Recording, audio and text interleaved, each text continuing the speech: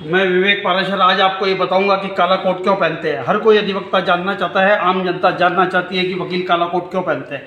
काला कोट की जो शुरुआत हुई वो वैसे तो भारत के अंदर जो एडवोकेट अधिनियम 1961 बना तब से काला कोट की परंपरा नियम के रूप में लागू हुई कि वकील अधिवक्ता जो है वो काला कोट पहनेंगे, उस पर एक सफ़ेद कलर का बैंड लगाएंगे और वाइट कलर की शर्ट पहनेंगे और पैंट। पहले 1694 के अंदर क्वीन मैरी ब्रिटेन की रानी थी, उनकी चेचक के दौरान उनकी मौत हो गई।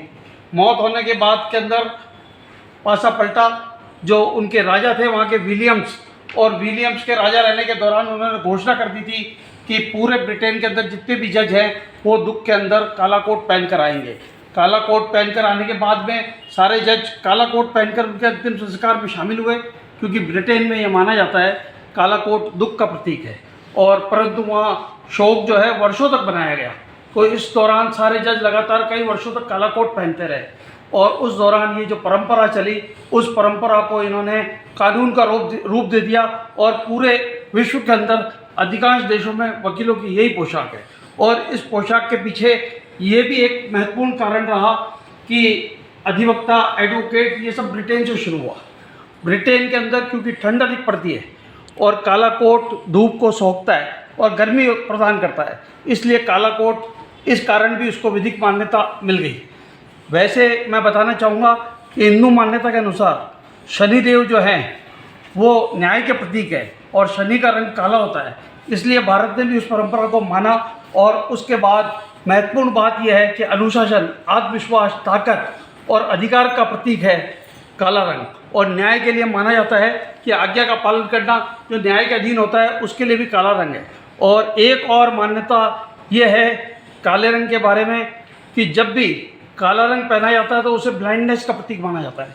और कानून की आंखों के ऊपर पट्टी बंधी रहती है, उसका मतलब नहीं है कि कानून अंधा है। उसका तात्पर्य यह है कि जब न्याय करने के लिए बैठते हैं सबको समान रूप से देखें, इसीलिए उस ब्लाइंडनेस का रंग जो है काले कोट के रूप में लिया गया है।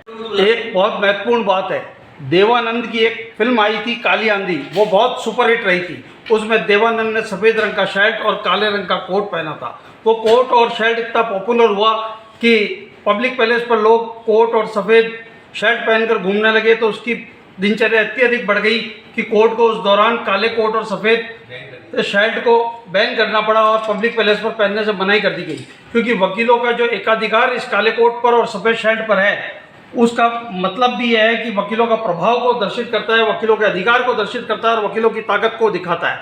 और इस मामले में मैं बताना चाहूँगा कि जो बैंड होता है ये लीलन जैसे महंगे कपड़े से बनाया जाता है, और मिस्र के जो पिरामिड में जो शव दफन किए जाते थे उनमें, ताकि शव सुरक्षित रहे लाखों सालों तक, उसको भी इसी कपड़े से बनाया जाता था, जो कि बिल्कुल शांति का प्रतीक है।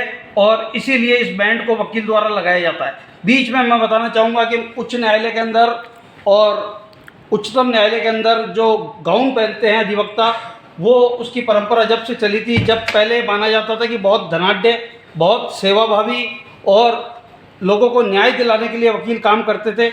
उनका फीस के नाम पर यह था कि जो गाउन के अंदर पीछे की जो जेब होती थी उसके अंदर जो फीस क्लाइंट अपनी इच्छा से डाल देता था वो उन्हें स्वीकार्य होती थी, इसीलिए गाउन की परंपरा हुई। और आज भी भारत के अंदर सुप्रीम कोर्ट और हाई कोर्ट के न केवल जजेस बल्कि वकील भी जो है, ये आज भी गाउन की जो परंपरा है वो बनी हुई है। फिर आगे हम आपको दूसरे बारे में और अधिक जानकारी देंगे नेक्स्ट में। आप इसे वीडियो को लाइक करें, सब्सक्राइब करें और अधिक से अधिक शेयर करें। Thank you. Vivek Parashar, Ajmer.